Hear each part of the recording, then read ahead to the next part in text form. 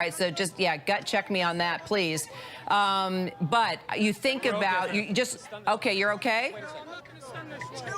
Okay. So looking at this scene. We're okay, yeah, Kira. You're okay? Yeah. Okay, Yeah, all right. So here's my question for you, Matt. I'm looking at this situation, and I can't help but think of Insurrection Day, right, where it was total chaos, and protesters were able to storm the Capitol. And, well, we know what happened at that point. Do you see a big difference in operations right now? I mean, clearly just looking behind you at the assets, you know, they're prepared for anything, it looks like. So, yeah, show me. I mean, a massive security array here. And this is what they had been planning for. There has been a tremendous amount of trauma caused by January 6th. And the Capitol Police feel it, staffers inside the Capitol feel it, and the Secret Service, Capitol Police, Metro, we're not going to let this happen again. We just want to see the security right behind us. Thank you. And so what they've been trying to do is ensure that this did not happen again. And that's why we've seen so many of the law enforcement presence here. And their barricades, what they're trying to do most, Kira, is prevent them from even getting close, because once they get close, then they can breach the barricades more easily and get around. So they're really keeping an enormously wide perimeter, something that this city has not seen perhaps ever since the inauguration. So yes, this is what they've been trying to do. But because of what's being catcalled out, I think I'm going to toss it back to you, Kira. Yep, absolutely. I agree, Matt. And I can see our security is with you, which is good. Keep us posted. But number one, your safety is the most important. They've been great. Yep.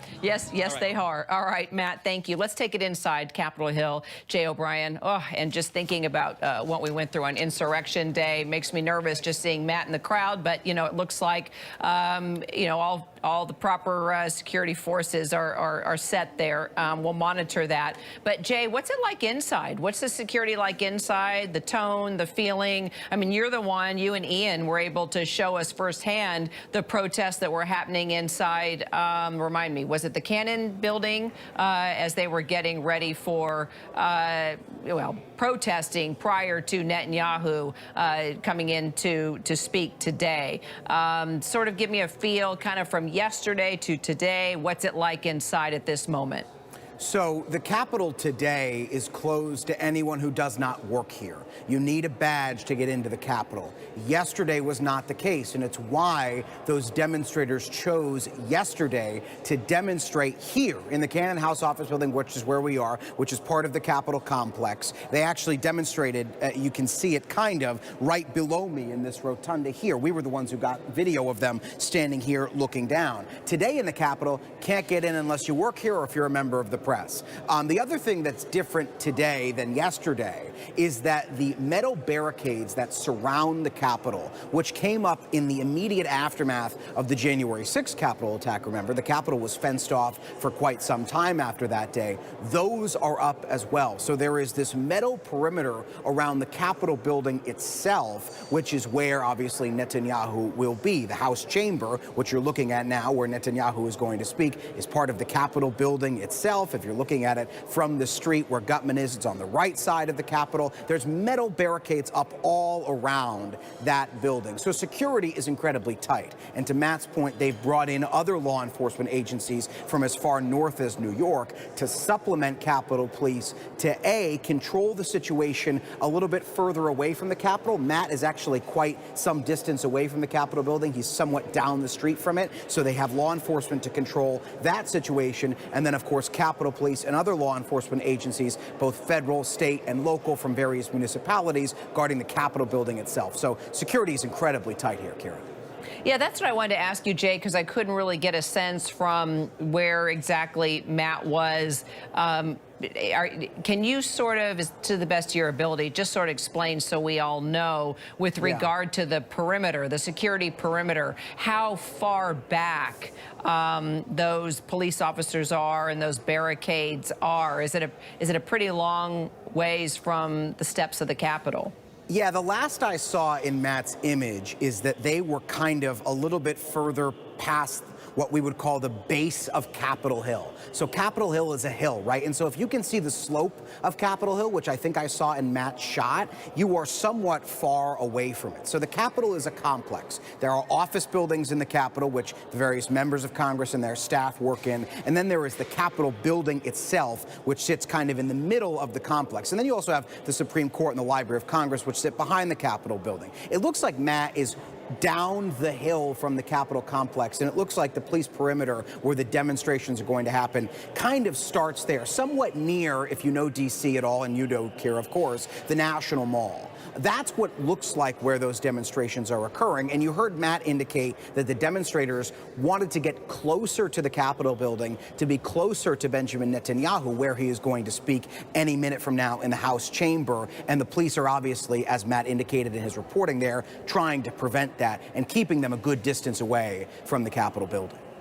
So I'm getting word that we may be seeing Netanyahu at any moment, Jay. So I'm going to take a question to Chris so you could sort of check in to see on timing. You have a monitor there too, right, Jay? So you can see the same live shot I'm looking at. Okay, great. All right, let us know if you think you have eyes on Netanyahu, and I'll monitor this live picture as well. But it does seem like it could be happening any moment now as we are starting to reach the top of the hour when he is indeed supposed to speak. It looks like, for the most part, things are running on time. So Chris, let me just talk to you while we wait to see Netanyahu. I guess first, I would love to know your take on the situation we just saw outside with Matt Gutman and the security, and what a different look from what we've seen in the past when leaders of various countries have come to visit. I mean, we sure learned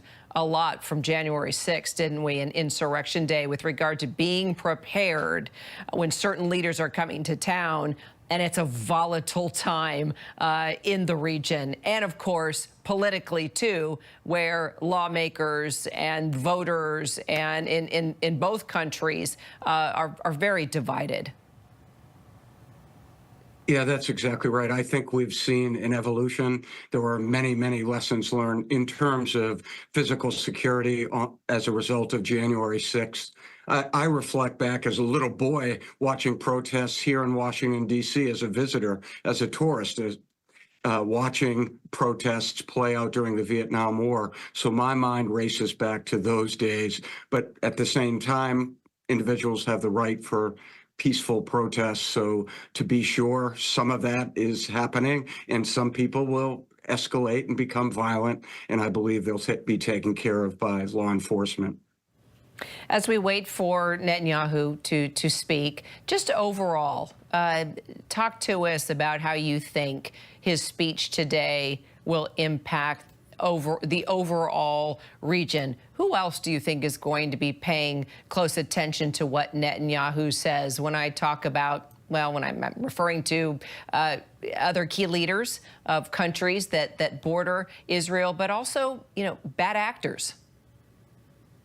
Yeah, no, I really appreciate that, because there are multiple audiences that the prime minister will reach. In fact, any national leader has to talk to multiple audiences. That includes the threat you're dealing with, which means Hamas. Negotiators are going to be listening.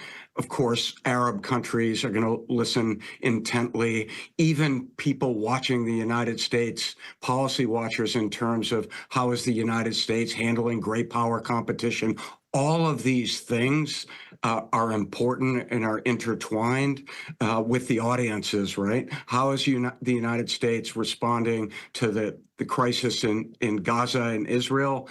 How would the United States respond in a crisis in Taiwan? I think it's interwoven, and Netanyahu in particular is laying out the groundwork for maybe future peace in the region and stability. We will see. But in terms of his focus today, it's going to be talking about why Israel has prosecuted a campaign the way they had to prosecute the campaign. We're going to hear from him in probably very direct terms on the kinds of threats that Israel has had to reconcile as a result of the attacks that took place on October 7th.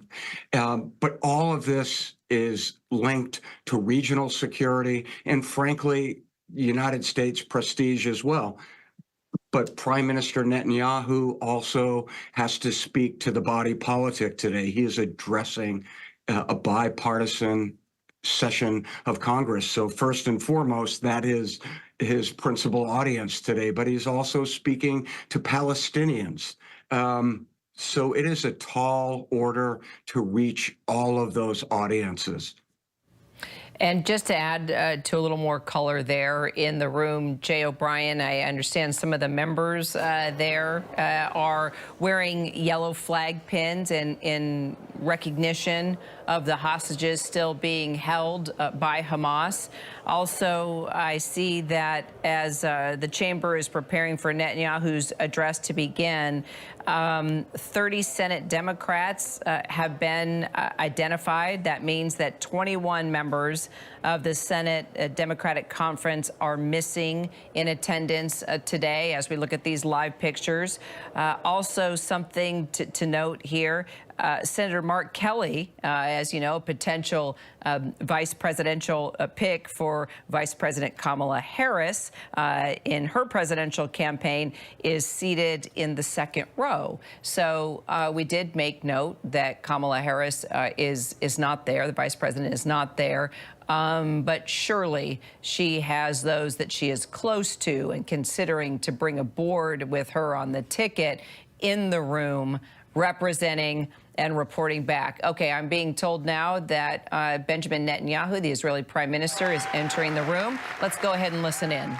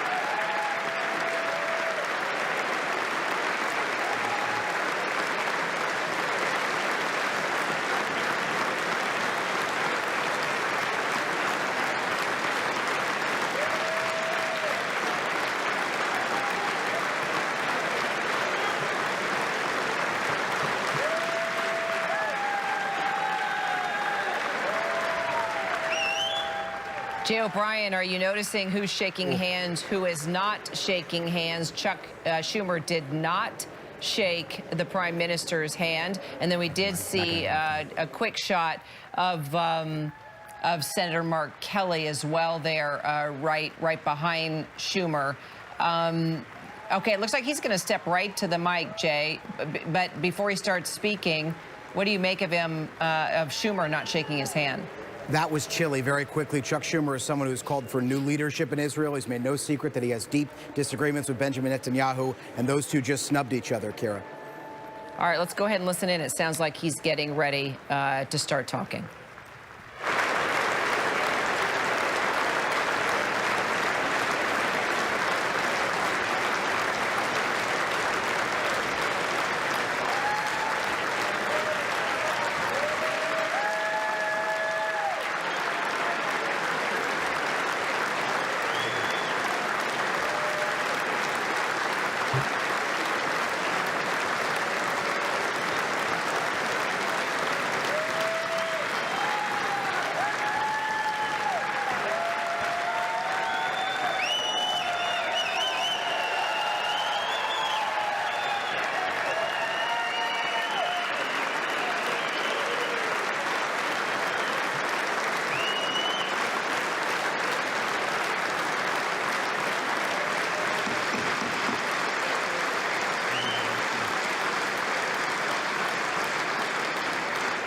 Members of Congress, I now have the high privilege and distinct honor of presenting to you His Excellency Benjamin Netanyahu, Prime Minister of Israel.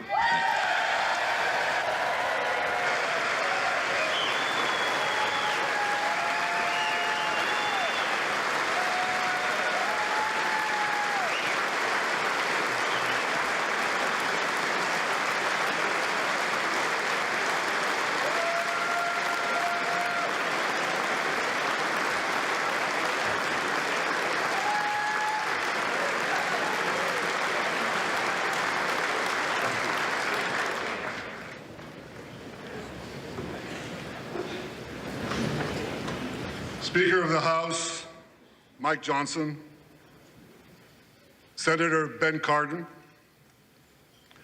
Minority Leader Hakeem Jeffries, Senate Majority Leader Chuck Schumer, Senate Minority Leader Mitch McConnell, Senators, members of Congress, distinguished guests. Mr. Speaker, I want to thank you for giving me the profound honor of addressing this great citadel of democracy for the fourth time.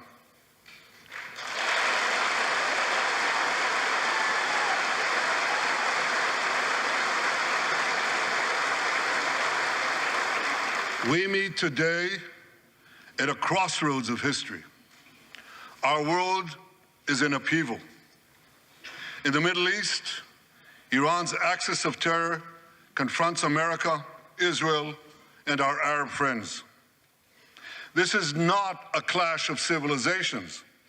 It's a clash between barbarism and civilization.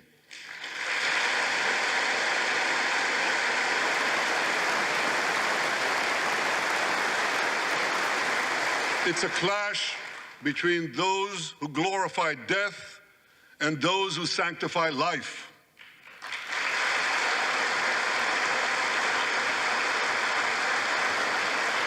For the forces of civilization to triumph, America and Israel must stand together.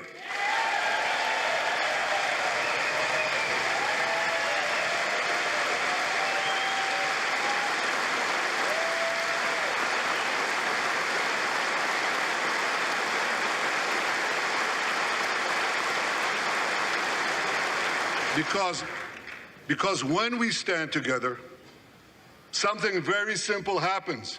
We win, they lose.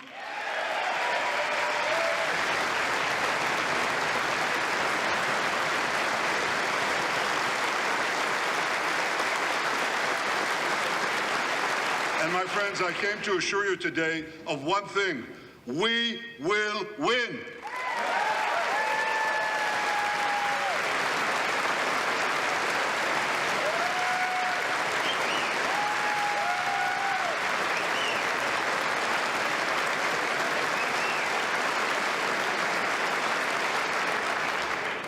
Ladies and gentlemen, like December 7th, 1941, and September 11th, 2001, October 7th is a day that will forever live in infamy.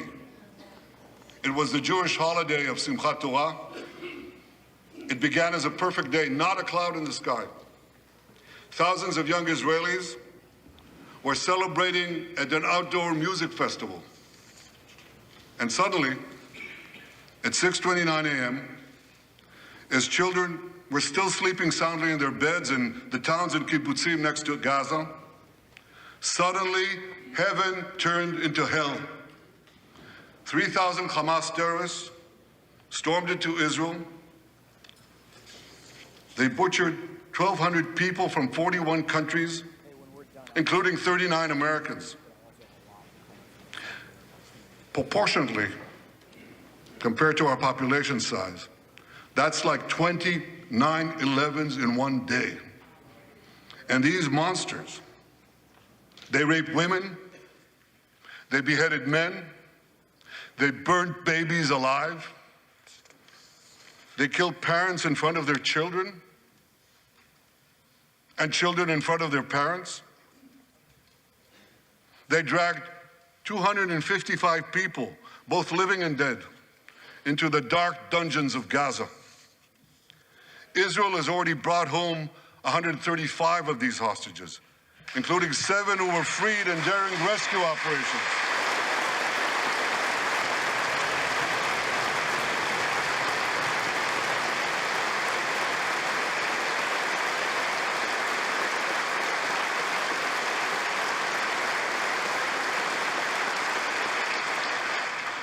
One of those freed hostages, Noor Gamani, is here in the gallery, sitting near my wife, Sarah. On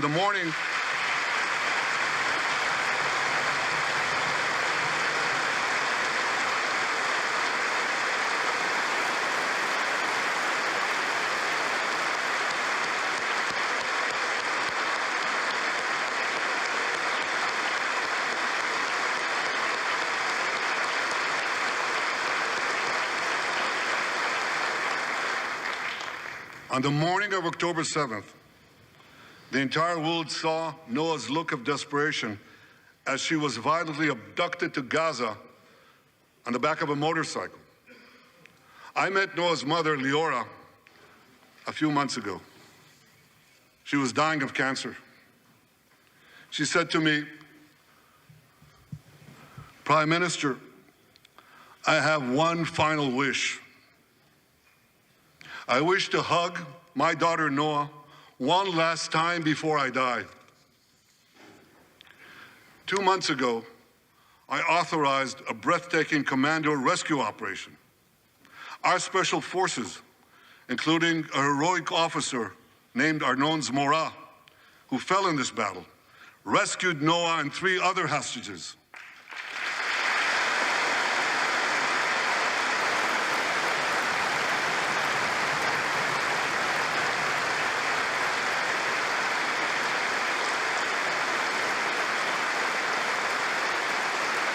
Noah,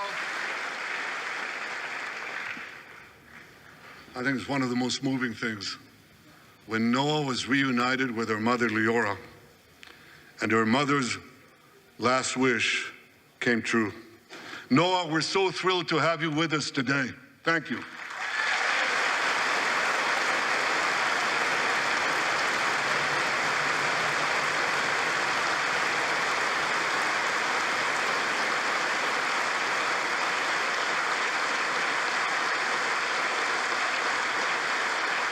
Many hostage families are also here with us today, including Eliyahu Bibas.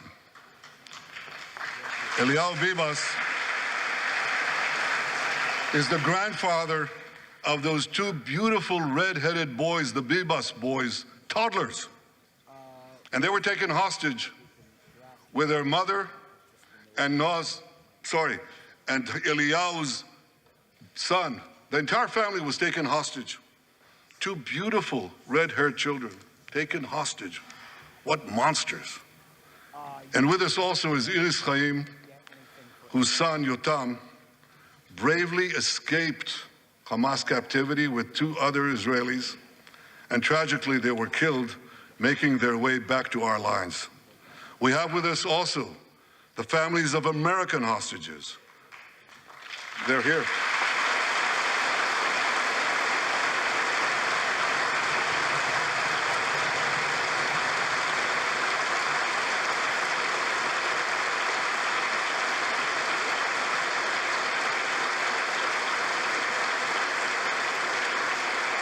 The pain these families have endured is beyond words. I met with them again yesterday, and I promised them this: I will not rest until all their loved ones are home, all of them.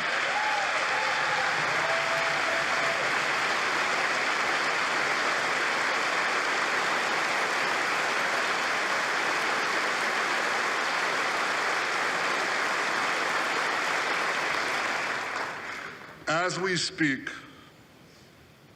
we're actively engaged in intensive efforts to secure their release, and I'm confident that these efforts can succeed. Some of them are taking place right now.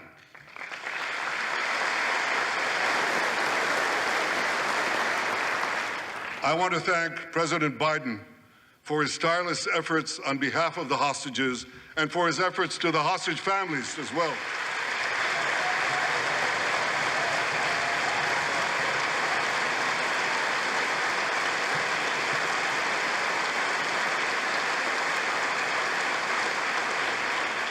I thank President Biden for his heartfelt support for Israel after the savage attack on October 7th. He rightly called Hamas sheer evil. He dispatched 2 aircraft carriers to the Middle East to deter a wider war. And he came to Israel to stand with us during our darkest hour, a visit that will never be forgotten.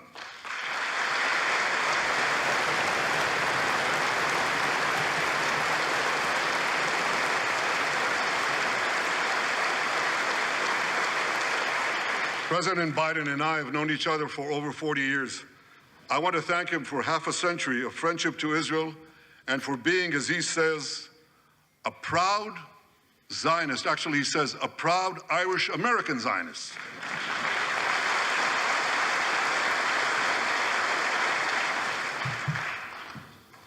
My friends, for more than 9 months, Israel's soldiers have shown boundless courage. With us today,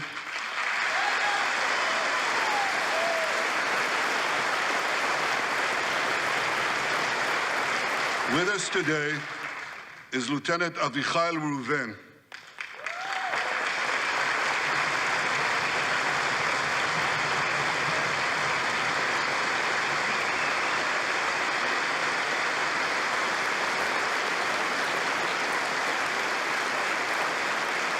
Avichai is an officer in the Israeli paratroopers.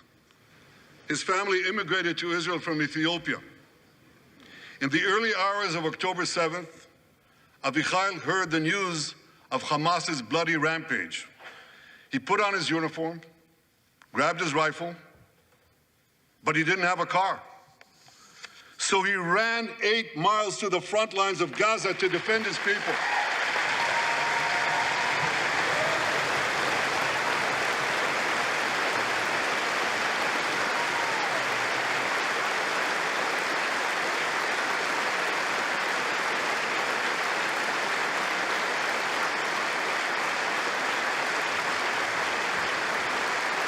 You heard that right. He ran 8 miles, came to the front lines, killed many terrorists, and saved many, many lives. Avichai, we all honor your remarkable heroism. Another Israeli is with us here today, and he's stand up right next to Avichai. This is Master Sergeant Ashraf al-Bakhiri.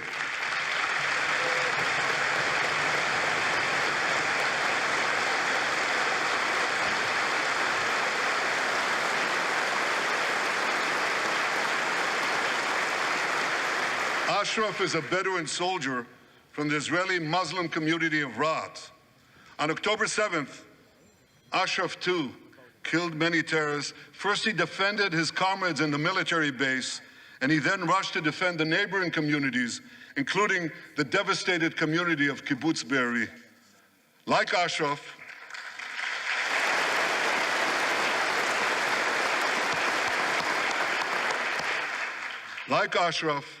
the Muslim soldiers of the IDF fought alongside their Jewish, Druze, Christian, and other comrades in arms with tremendous bravery.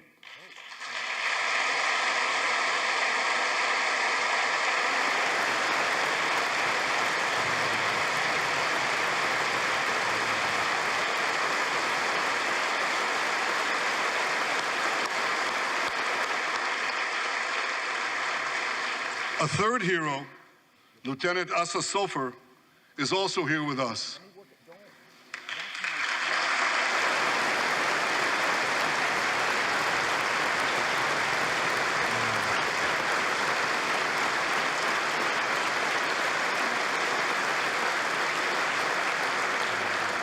Asa fought as an officer in the Tank Corps, and he was wounded in battle.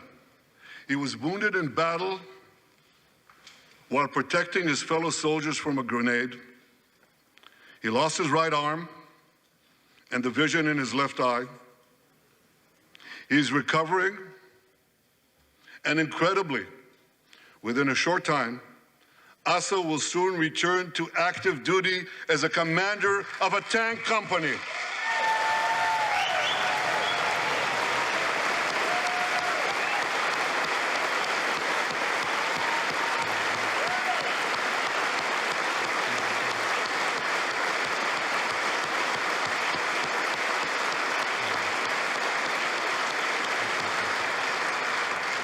I just learned there's a fourth hero here, Lieutenant Jonathan Ben Chamo, who lost a leg in Gaza and continued to fight.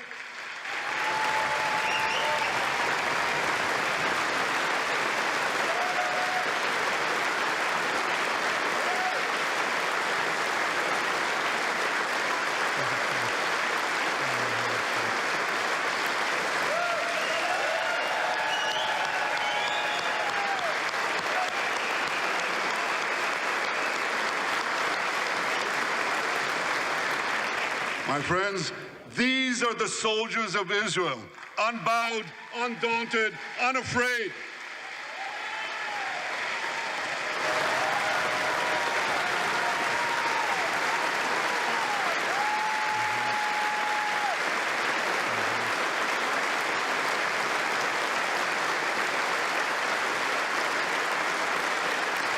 As the Bible says, Am kelavi yakum.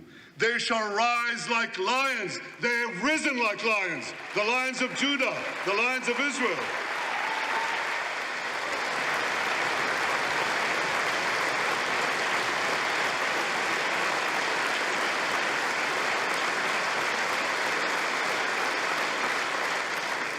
Ladies and gentlemen, the men and women of the IDF come from every corner of Israeli society.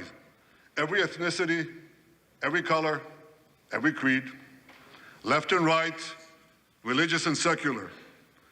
All are imbued with the indomitable spirit of the Maccabees, the legendary Jewish warriors of antiquity. With us today is Yechiel Leiter, the father of one of those Maccabees. Yechiel's father escaped the Holocaust and found refuge in America. As a young man, Yechiel moved to Israel and raised a family of 8 children. He named his eldest son, Moshe, after his late father. Moshe became an exemplary officer in one of our elite commando units.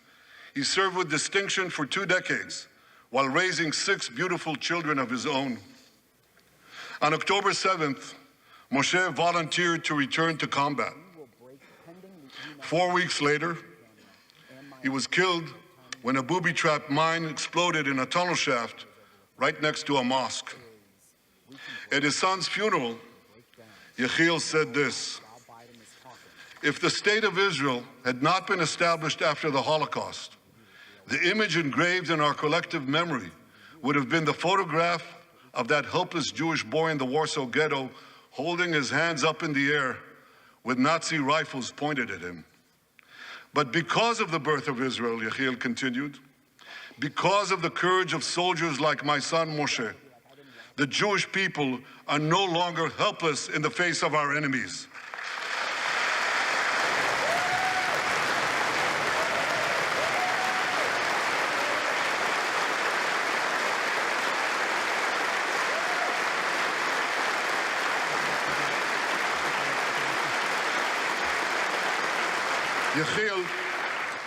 Yechiel, please rise so we can honor your son's sacrifice.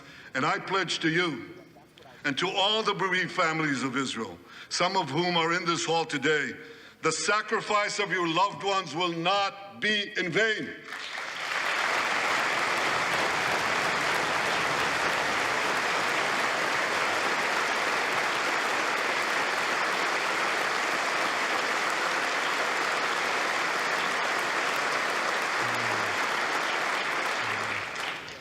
It will not be in vain, because for Israel, never again must never be an empty promise.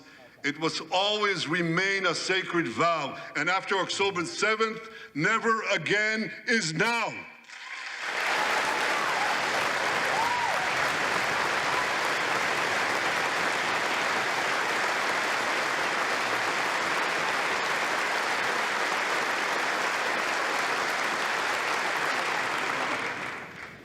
My friends, defeating our brutal enemies requires both courage and clarity.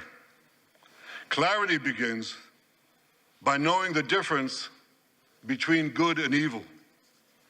Yet incredibly, many anti-Israel protesters, many choose to stand with evil. They stand with Hamas. They stand with rapists and murderers. They stand with people who came into the kibbutzim, into a home. The parents hid the children, the 2 babies, in the attic, in a secret attic. They murdered the families, the parents. They found the secret latch to the hidden attic, and then they murder the babies. These protesters stand with them. They should be ashamed of themselves.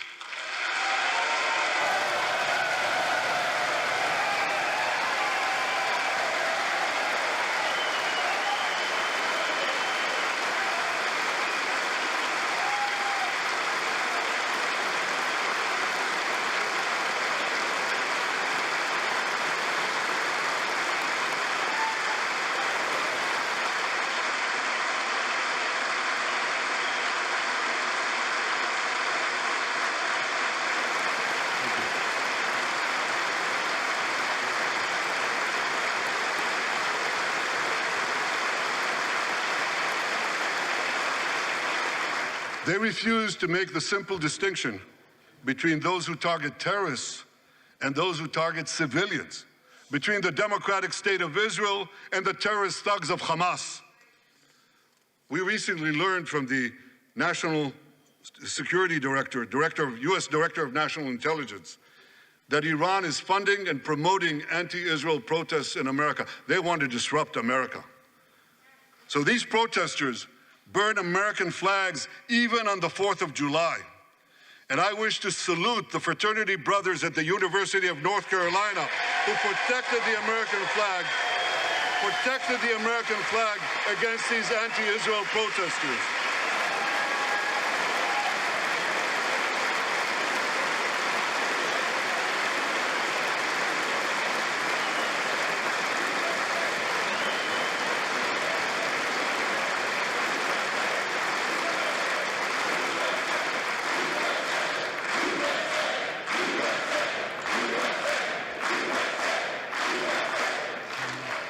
For all we know, Iran is funding the anti-Israel protests that are going on right now outside this building.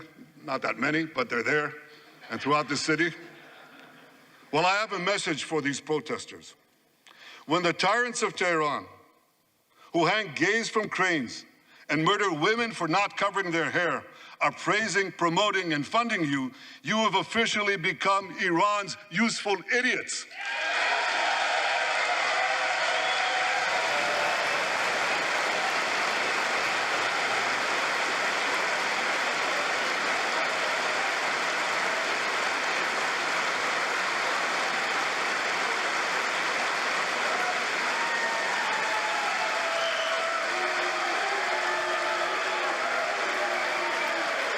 Some of these protesters, it's amazing, absolutely amazing. Some of these protesters hold up signs proclaiming gays for Gaza.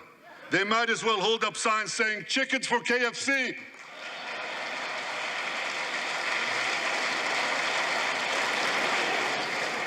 These protesters chant from the river to the sea, but many don't have a clue what river and what sea they're talking about. They not only get an F in geography, they get an F in history. They call Israel a colonialist state. Don't they know that the land of Israel is where Abraham, Isaac, and Jacob prayed, where Isaiah and Jeremiah preached, and where David and Solomon ruled?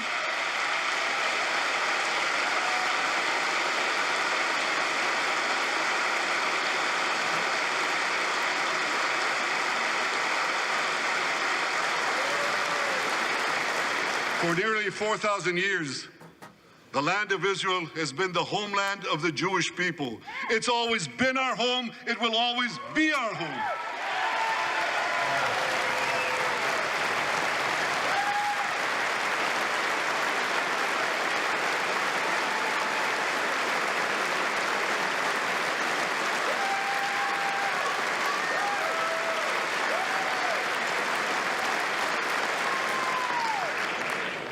It's not only the campus protesters who get it wrong. It's also the people who run those campuses. 80 years after the Holocaust, 80 years after the Holocaust, the presidents of Harvard, Penn, and I'm ashamed to say my alma mater, MIT, couldn't bring themselves to condemn the calls for the genocide of Jews. You remember what they said? They said, it depends on the context. Well, let me give these befuddled academics a little context.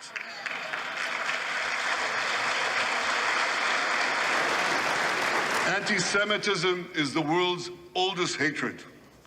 For centuries, the massacre of Jews was always preceded by wild accusations. We were accused of everything from poisoning wells, to spreading plagues, to using the blood of slaughtered children to bake Passover matzahs. These preposterous anti-Semitic lies led to persecution, mass murder, and ultimately to history's worst genocide, the Holocaust. Now, just as malicious lies were leveled for centuries at the Jewish people, malicious lies are now being leveled at the Jewish state. No, don't applaud. Listen. The outrageous slanders that paint Israel as racist and genocidal are meant to delegitimize Israel, to demonize the Jewish state, and to demonize Jews everywhere. And no wonder we've witnessed an appalling rise of anti-Semitism in America and around the world. My friends, whenever and wherever we see the scourge of anti-Semitism, we must unequivocally condemn it and resolutely fight it, without exception.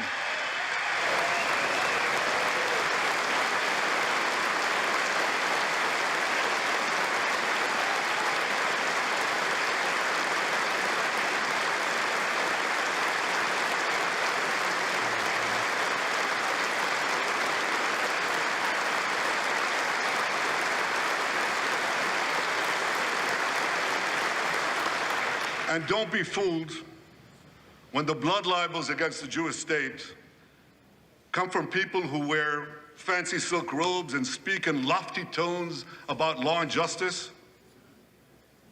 Here's a case in point. The prosecutor of the International Criminal Court has shamefully accused Israel of deliberately starving the people of Gaza. This is utter, complete nonsense. It's a complete fabrication.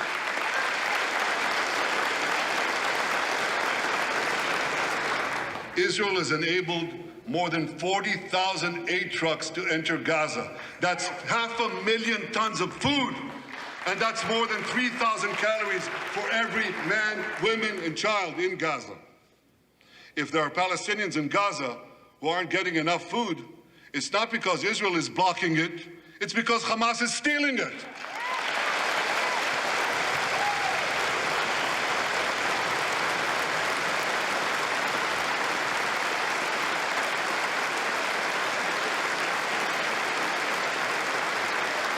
So much for that lie, but here's another. The ICC prosecutor accuses Israel of deliberately targeting civilians. What in God's green earth is he talking about? The IDF has dropped millions of flyers, sent millions of text messages, made hundreds of thousands of phone calls to get Palestinian civilians out of harm's way. But at the same time, Hamas does everything in its power to put Palestinian civilians in harm's way. They fire rockets from schools, from hospitals, from mosques. They even shoot their own people when they try to leave the war zone. A senior Hamas official, Fatri Hamad, boasted, listen to this, he boasted that Palestinian women and children excel at being human shields. His words, excel at being human shields. What monstrous evil. For Israel, every civilian death is a tragedy. For Hamas, it's a strategy. They actually want Palestinian civilians to die so that Israel will be smeared in the international media and be pressured to end the war before it's won. This would enable Hamas to survive another day and, as they vowed, to carry out October 7th again and again and again. Well, I want to assure you, no matter what pressure is brought to bear, I will never allow that to happen.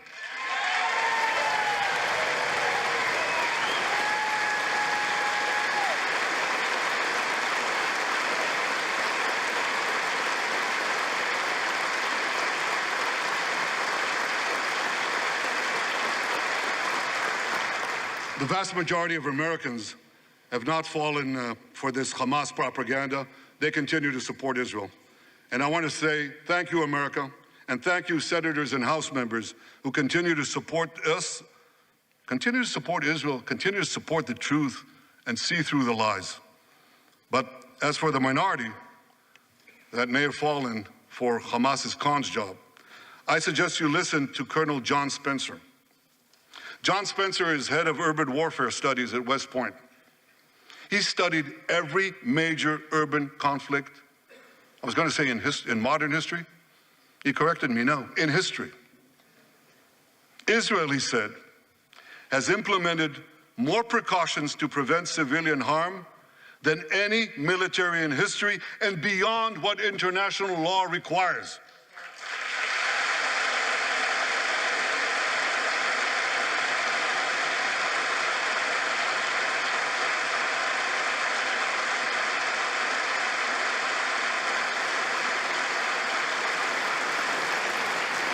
That's why, despite all the lies you've heard, the war in Gaza has one of the lowest ratios of combatants to non-combatants casualties in the history of urban warfare.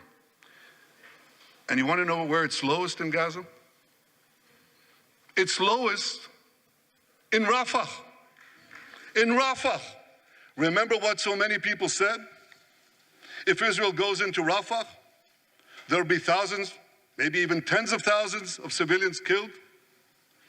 Well, last week, I went into Rafah. I visited our troops as they finished fighting Hamas's remaining terrorist battalions.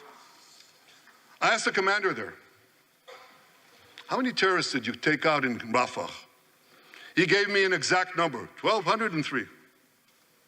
I asked him, how many civilians were killed? He said, Prime Minister, practically none, with the exception of a single incident where shrapnel from a bomb hit a Hamas weapons depot and unintentionally killed 24 people. The answer is practically none. You want to know why? Because Israel got the civilians out of harm's way, something people said we could never do, but we did it.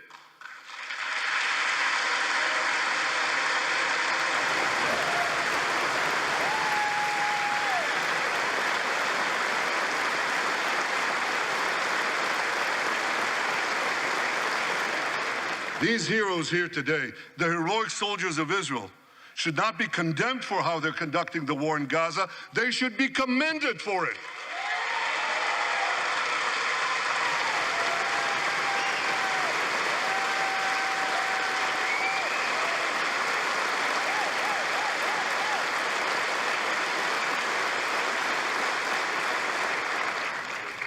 I want to thank all of you here today who forcefully opposed the false accusations of the ICC and stood up for the truth. These lies are not only libelous, they're downright dangerous. The ICC is trying to shackle Israel's hands and prevent us from defending ourselves. And if Israel's hands are tied, America is next. And I'll tell you what else is next. The ability of all democracies to fight terrorism will be imperiled. That's what's on the line. So let me assure you, the hands of the Jewish state will never be shackled. Israel will always defend itself.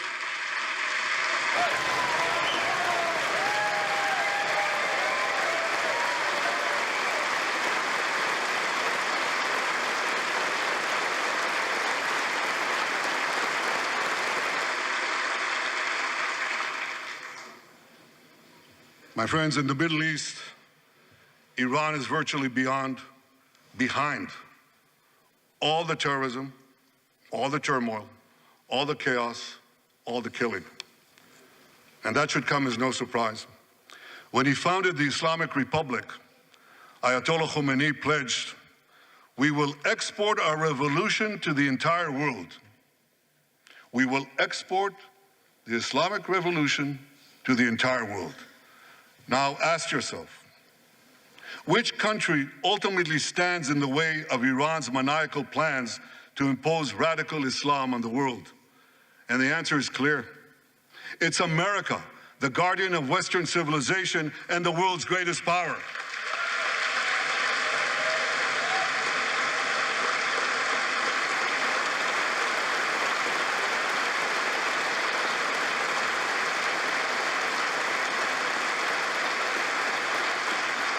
That's why Iran sees America as its greatest enemy.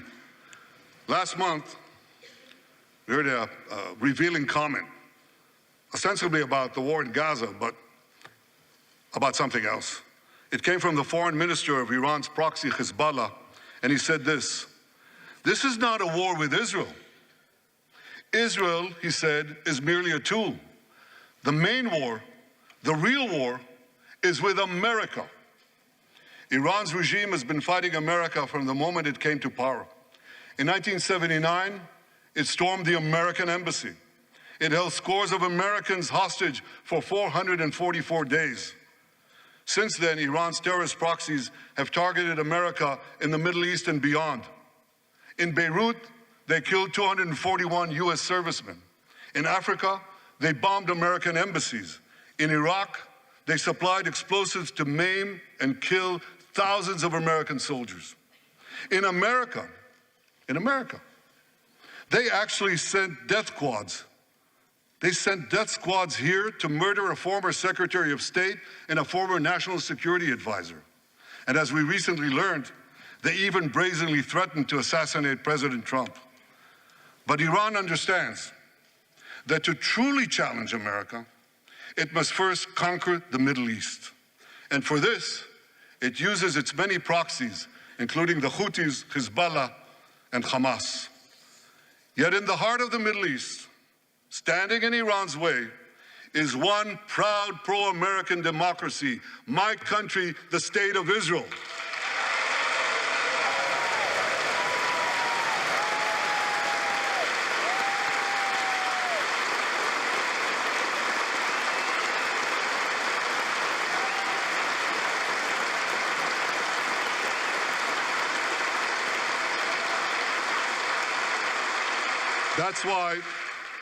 That's why the mobs in Tehran chant death to Israel before they chant death to America. For Iran, Israel is first, America is next. So when Israel fights Hamas, we're fighting Iran. When we fight Hezbollah, we're fighting Iran. When we fight the Houthis, we're fighting Iran. And when we fight Iran, we're fighting the most radical and murderous enemy of the United States of America. And one more thing.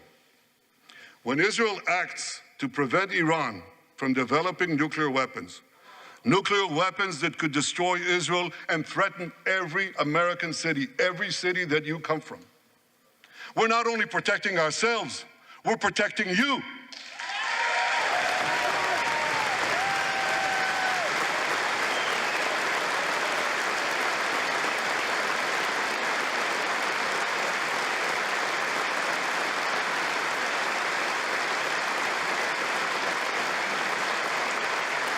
My friends, if you remember one thing from the speech, remember this: our enemies are your enemies. Our fight is your fight, and our victory will be your victory.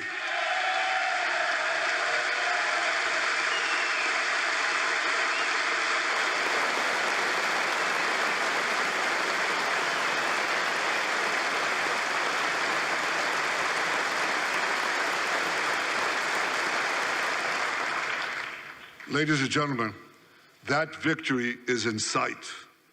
Israel's defeat of Hamas will be a powerful blow to Iran's axis of terror. Another part of that axis, Hezbollah, attacked Israel on October 8th, a day after the Hamas attack. It has launched thousands of missiles and drones against us. 80,000 of our citizens in northern Israel evacuated their homes, becoming effectively refugees in their own land. We are committed to returning them home. We prefer to achieve this diplomatically. But let me be clear. Israel will do whatever it must do to restore security to our northern border and return our people safely to their homes.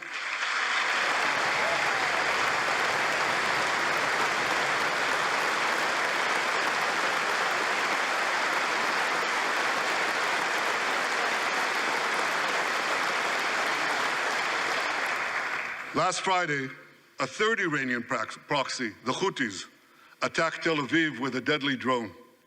It exploded a few hundred feet from the American consulate, killing one person and injuring 9.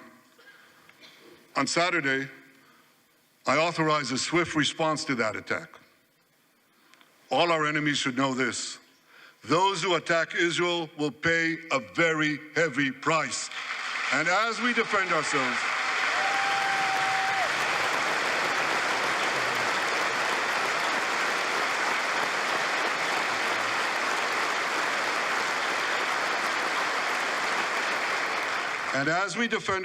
on all fronts, I know that America has our back.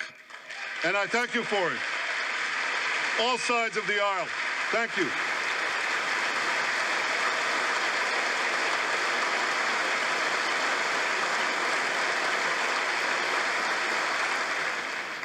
My friends, for decades, America has provided Israel with generous military assistance, and a grateful Israel has provided America with critical intelligence that saved many lives.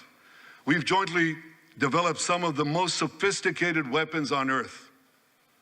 I choose my words carefully. We've jointly developed some of the most sophisticated weapons on earth that help protect both our countries. And we also help keep American boots, we help keep Americans' boots off the ground while protecting our shared interests in the Middle East.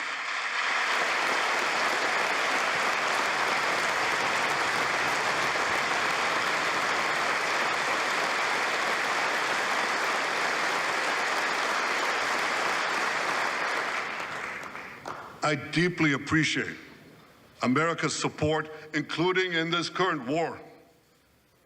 But this is an exceptional moment.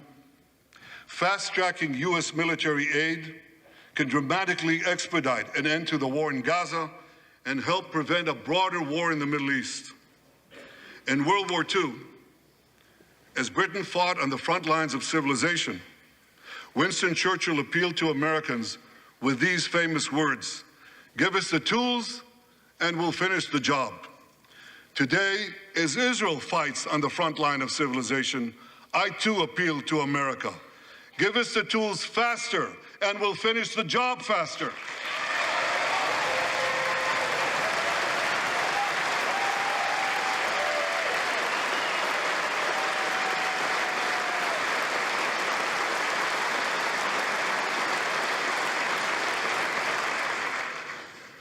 My dear friends, the war in Gaza could end tomorrow if Hamas surrenders, disarms, and returns all the hostages.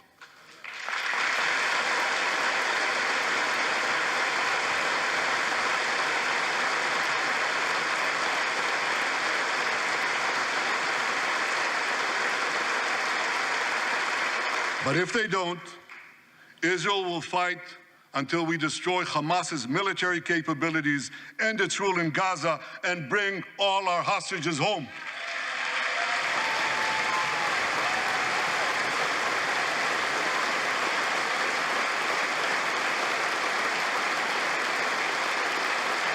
That's what total victory means, and we will settle for nothing less.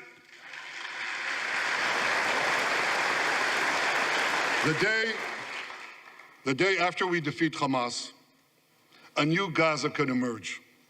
My vision for that day is of a demilitarized and de-radicalized Gaza.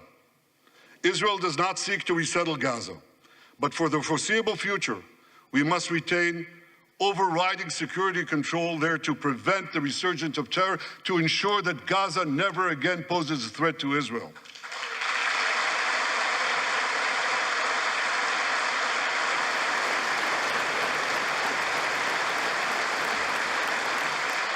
Gaza should have a civilian administration run by Palestinians who do not seek to destroy Israel. That's not too much to ask.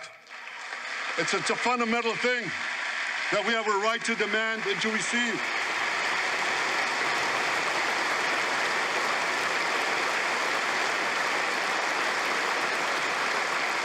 A new generation of Palestinians must no longer be taught to hate Jews, but rather to live in peace with us.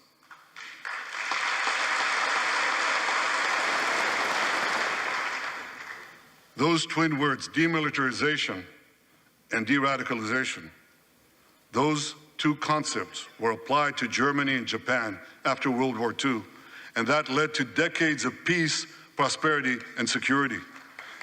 Following our victory, with the help of regional partners, the demilitarization and de-radicalization of Gaza can also lead to a future of security, prosperity, and peace. That's my vision for Gaza.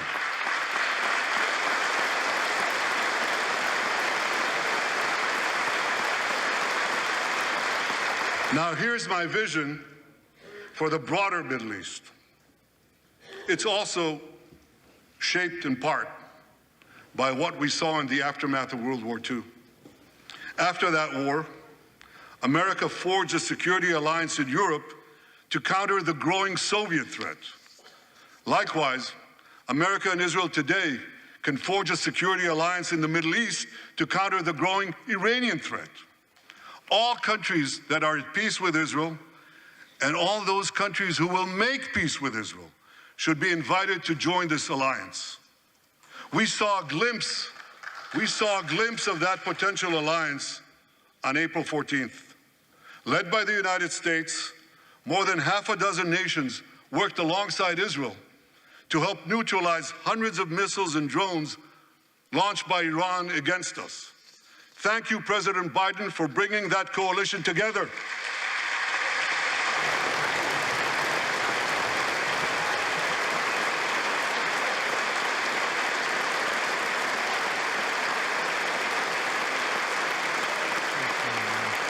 The new alliance I envision would be a natural extension of the groundbreaking Abraham Accords. Those accords saw peace forged between Israel and 4 Arab countries, and they were supported by Republicans and Democrats alike. We could call, I have a name for this new alliance. I think we should call it the Abraham Alliance.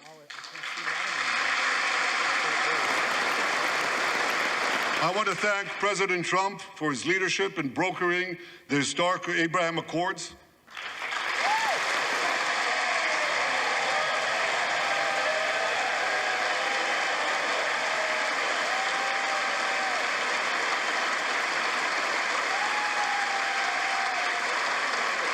Like Americans, Israelis were relieved that President Trump emerged safe and sound from that dastardly attack on him, dastardly attack on American democracy. There is no room for political violence in democracies.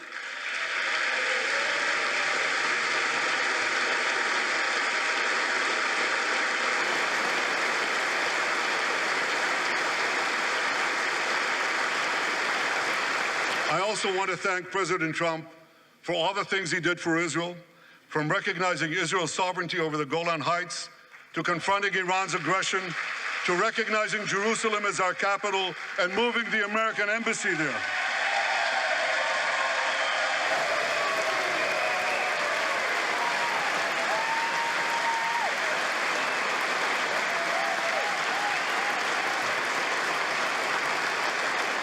That's Jerusalem, our eternal capital, never to be divided again.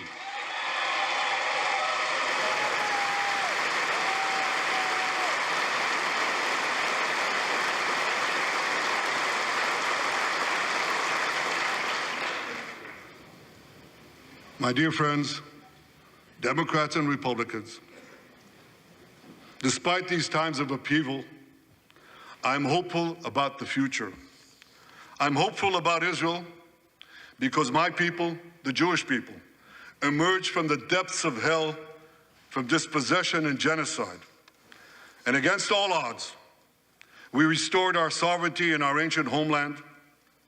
We built a powerful and vibrant democracy, a democracy that pushes the boundaries of innovation for the betterment of all humanity. I'm hopeful about America because I'm hopeful about Americans. I know how much the people of this country have sacrificed to defend freedom. America will continue to be a force for light and good in a dark and dangerous world. For free peoples everywhere, America remains the beacon of liberty its extraordinary founders envisioned back in 1776.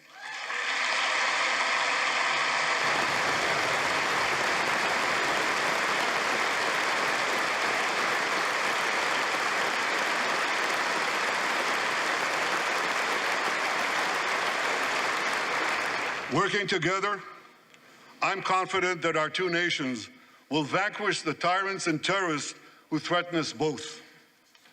As Israel's Prime Minister, I promise you this: no matter how long it takes, no matter how difficult the road ahead, Israel will not relent, Israel will not bend. We will defend our land, we will defend our people, we will fight until we achieve victory. Victory over liberty, rather victory of liberty over tyranny, victory of life over death, victory of good over evil. That's our solemn commitment.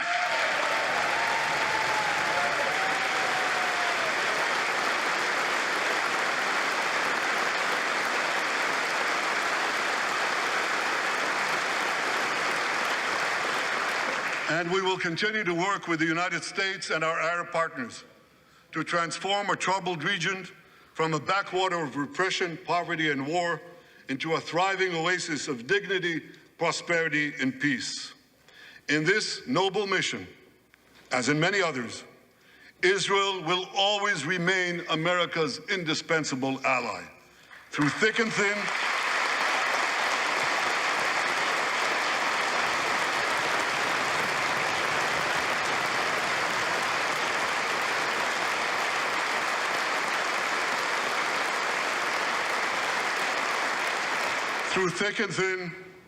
in good times and in bad, Israel will always be your loyal friend and your steadfast partner. On behalf of the people of Israel, I came here today to say thank you, America. Thank you for your support and solidarity. Thank you for standing in Israel, with Israel, in our hour of need.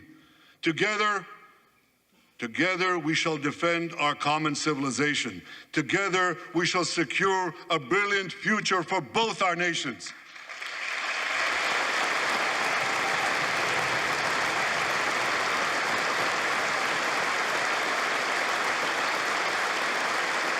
May God bless Israel, may God bless America, and may God bless the great alliance between Israel and America forever.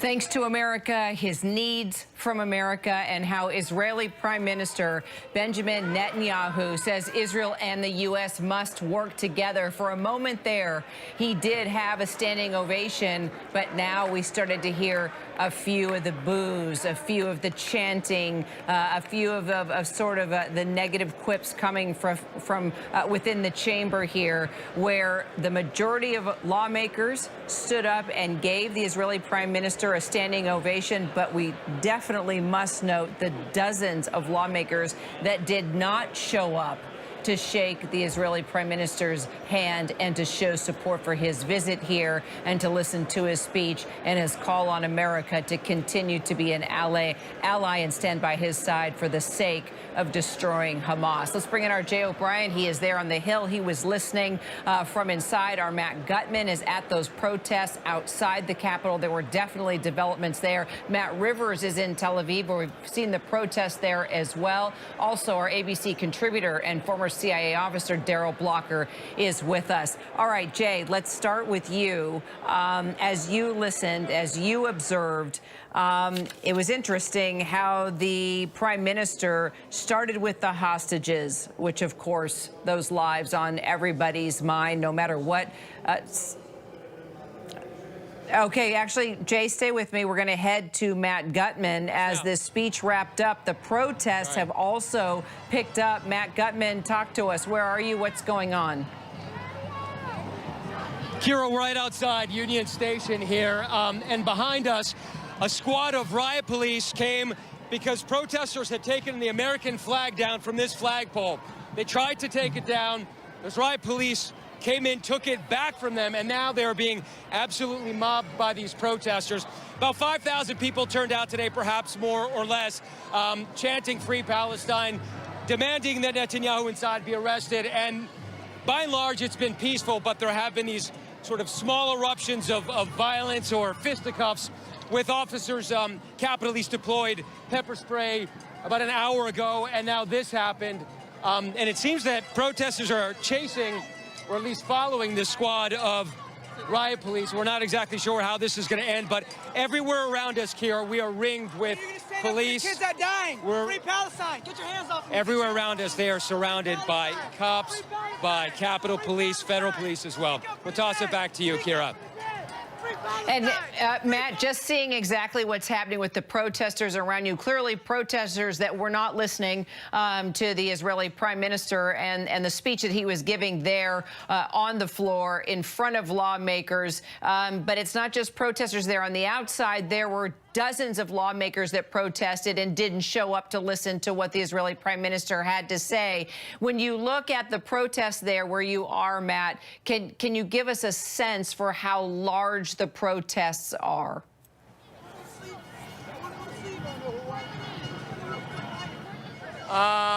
Okay.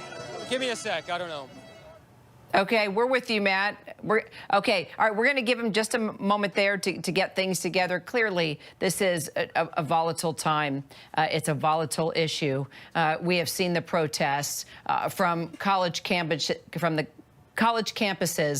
to around the country, and those standing up for the lives that have been lost in Gaza, but also protesting Israel and the IDF and the forces that have been there, as we heard from the Israeli Prime Minister Benjamin Netanyahu say, he is not going to stand down till he sees the end of Hamas, till he sees the end of that terrorist organization that, as we heard the Prime Minister say, holds the innocent people hostage by their terrorism. Let's get back to our Matt Gutman, where the protests continue.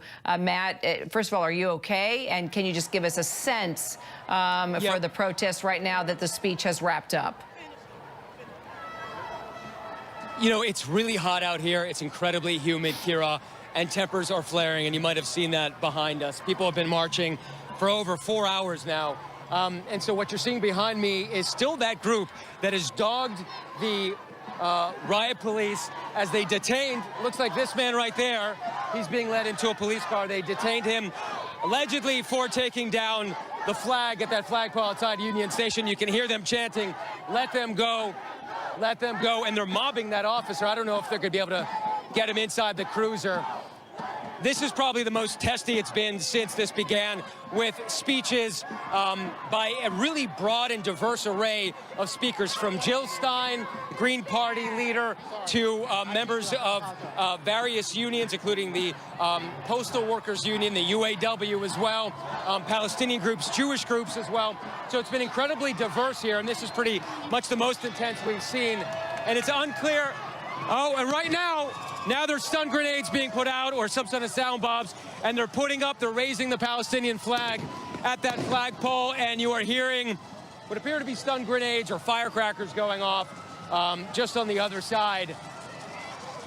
There are a number of Palestinian flags being raised over there, and the crowd, you can hear, is cheering very loudly right now.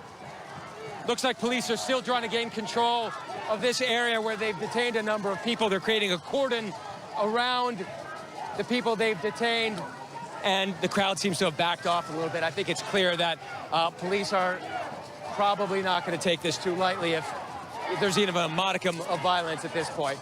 You might be able to hear them, Kira. They're chanting, shame on you, as they continue to try to detain that man. Now got him behind her, getting him behind the barricades. And just take a look at this, give you a sense of how many officers there are here. And I'm going to turn around down here and on the other side as well, dozens and dozens of officers. And of course, that crowd still jubilant after having raised the Palestinian flags on that flagpole over there. We're going to walk over there in that direction, Kira.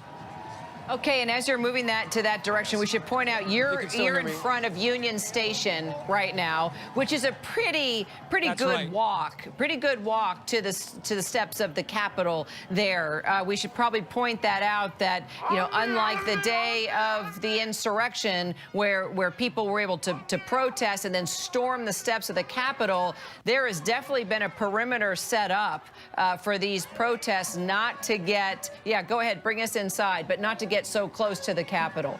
No, we're just telling, you're 100% right. There was an incredible amount of trepidation among Capitol Police, federal agencies, and local. There have been thousands of security officers and police here, and they did not want a redo of January 7th. So they over-prepared. There were bicycle racks, there were barriers, there were scaling walls, there were dump trucks, tow trucks, snow plows in the roads, everything that blocked the boulevards to prevent people from even getting close to the Capitol, as you just mentioned. Right now, it seems that the protesters have set something on fire. They're cheering around it as well. We actually thought just a few minutes ago, Kira, that this whole thing was fizzling out. Again, it's incredibly hot, you can see, and people are tired and dehydrated. But it has just picked up in terms of intensity over the past couple of minutes here, Kira. It still seems that, by and large, though, law enforcement has control over this crowd.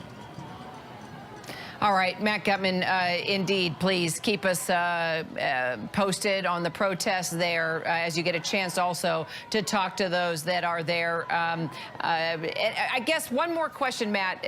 You know, since you have had a chance to talk with these protesters, what's your sense? Is it about the lives being lost in Gaza? Is it about Benjamin Netanyahu being here in the U.S.? Is it about, I guess I'm trying to get a sense of, have you found a common theme in these protesters? Because as you know, when we covered these protests from campus to campus, there were protesters we talked to that didn't even understand the history between Israel and Hamas, and you know, what these two countries have been, you know, dealing with just for decades. Do you get a sense for the age, the understanding of those that are out here today? What is it exactly they tell you they are protesting? I think that the coherent message, if one exists, is that Benjamin Netanyahu should not be speaking before a joint session of Congress. He is a leader of a country that these people believe is perpetrating a genocide. That is not something I'm saying. That is what the crowd here has been chanting for hours now. And they don't think that the United States or its government should welcome him. So I think if there's an overarching message, it is that he should be banished and perhaps arrested, as is the title of this protest march today, Arrest Netanyahu. And that has been sort of the goal of this crowd to try to surround the Capitol, to prevent him from speaking, to disrupt him whenever and however possible. And they've certainly done that by making a tremendous amount of noise. I think it's also to raise awareness about what's happening in Gaza, the incredible loss of life there, the destruction of that small strip of land, about 140 square miles. And again, reasserting that terrible loss of life and trying to create more awareness for the American public in general, Kira. Which, no matter what side you're on, you don't want to witness innocent people dying for no reason. We've seen the famine, we've seen the deaths, we've seen the families and the children in Gaza, and it's heart-wrenching. Okay, our Matt Gutman, thank you so much. So appreciate just a gut check from outside the Capitol there near Union Station and the protests that continue. Jay O'Brien, I want to take it to you now. Inside the Capitol, look, there were protests there on the floor. That the protest being the lawmakers that didn't show, that do not support the Israeli Prime Minister and what he is doing and how he is leading his country and this war against Hamas. However, with that said, there were dozens of lawmakers that do support what Netanyahu is doing, and they were there to tell him that, and they did that by a standing ovation. Yeah, there's a couple of things to unpack in all of this. First, there was the speculation as to how full would the chamber be, given the number of Democrats who had said they would not be there, to your point, in protest. And the chamber was full, both with lawmakers and their guests, and even some guests of Prime Minister Netanyahu. Elon Musk was a guest of Prime Minister Netanyahu. He wasn't referenced in the speech, but there were a number of guests of the Prime Minister that were IDF soldiers that got a standing ovation from the crowd. A hostage from Gaza who was rescued that also got a standing ovation, that was sitting up in the gallery with the Prime Minister's wife, and the list goes on and on. We're getting some of the numbers, though, of Democrats specifically who have skipped this speech. According to our Lauren Peller, our producer, who is sitting there inside the chamber, more than 100 House Democrats by our count were not there. Obviously, there are 200 plus House Democrats in the House of Representatives, and then about 21 Senate Democrats were not there. A little less than half of the Senate Democratic caucus. That gives you a sense of the lawmakers who were not there. Nancy Pelosi was among them, for instance. Jim Clyburn, a top Biden ally, was not there. Rashida Tlaib, Congresswoman Rashida Tlaib, she was there. She's the only Palestinian American in Congress. She was there, Kira, in protest, and our producers inside the chamber tell me that she was holding a small sign, that on the sign, you're seeing it there on your screen, said war criminal. She kept that up over the course of Netanyahu's remarks. At one point, I'm told, a member of the House floor staff walked over to her, asked her to put the sign down. It's unclear if she did or so for a moment, but then she put it right back up. So that was really the only protest, if you will, demonstration, anything anti-Netanyahu that we saw inside that chamber. We were expecting disruptions. We didn't see any beyond that sign. All right, Jay, thank you so much. Stay close. Matt Rivers, let's take it to you in Tel Aviv. You are just outside the U.S. consulate where there were protests taking place while the Israeli Prime Minister was speaking here before lawmakers at our nation's capital. How are things now? What are people telling you? Were they listening to this speech? Yeah, people were very much paying attention to this speech. In fact, after we were at the U.S. consulate, we made our way here to what's become known as Hostage Square in the middle of Tel Aviv. It's a constant reminder of all of the hostages that remain in Gaza. This was an event behind me that just wrapped up that was led by hostage families. And at the same time people were speaking, they actually had Netanyahu's speech kind of on a split screen on the stage behind the speakers at this event with subtitles there in Hebrew. So people were very much watching. And what they heard from Bibi Netanyahu was just about everything that we've heard from him before. We heard him play on themes of patriotism, of how Israel is a multi-ethnic coalition of people fighting what he calls barbarism around the world. He says that Israel stands up in this part of the world so America doesn't have to. He talks about IDF heroism. He talks about what happened on October 7th. He talked about how he's making progress in his ceasefire deal, but didn't exactly lay out what that meant. Nothing that he said, really, was new. And that is something that people here were frustrated about. They wanted him to start that speech by saying, I come here to tell you that we are about to sign a deal to have a ceasefire and to bring the hostages home. That's not what people heard tonight, and that's why people here in Israel, many people, will continue to be frustrated by Netanyahu. Many people at this event feel that Netanyahu going and speaking in front of Congress the way he did was an act of self-interest rather than what he should be doing, which would be, in their view, to be here to continue to prosecute the war and to get a ceasefire deal signed. That is not what they heard tonight, and so the frustration, the helplessness that a lot of these families have felt for nearly 300 days now will continue. All right, Matt, appreciate you so much. And before we take a quick break, Daryl Blocker, former CIA field operative, I want to take it to you. What do you make about the Israeli Prime Minister Benjamin Netanyahu, and towards the end of the speech there, laying out his vision of what he called a new Gaza, making the point that they wanted to keep a presence there to maintain security, but they also want to do that until what he said, that Gaza can be run by Palestinians that do not want to destroy Israel and wipe it off the face of the earth? I thought the prime minister's speech of the four that he's given in Congress was probably one of the best. He gave out shout outs to the Biden administration for what they've done. He was clearly trying to walk a fine line between criticizing one administration and playing into U.S. politics. His vision of Gaza is sound.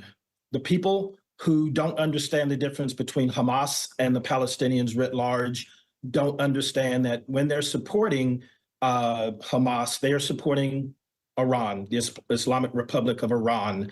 When you're raising a Palestinian flag after taking down an American flag, what you're doing is you're feeding into the Ayatollah's dreams. So please keep that in mind. And Bibi Netanyahu does not represent 100% of Israel. They are marching against him. So keep that in mind when the politics start to raise its head. Daryl, Matt, and Jay, gentlemen, thank you so much. And right after a break, in studio with me, a woman who was held captive by Hamas for 51 days. You will hear from Aviva Siegel and what she thought of Benjamin Netanyahu's speech right after this.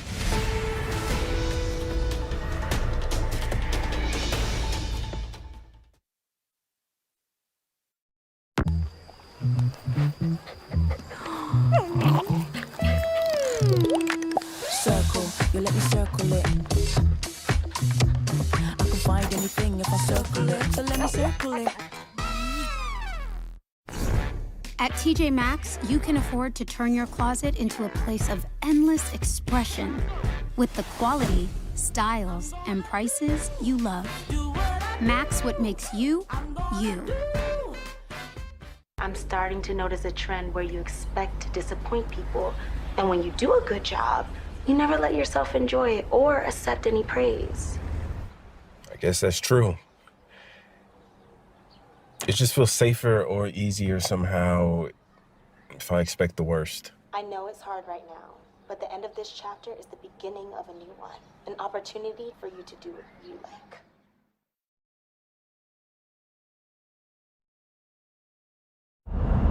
Sometimes it takes a different approach to see the difference you can make around you.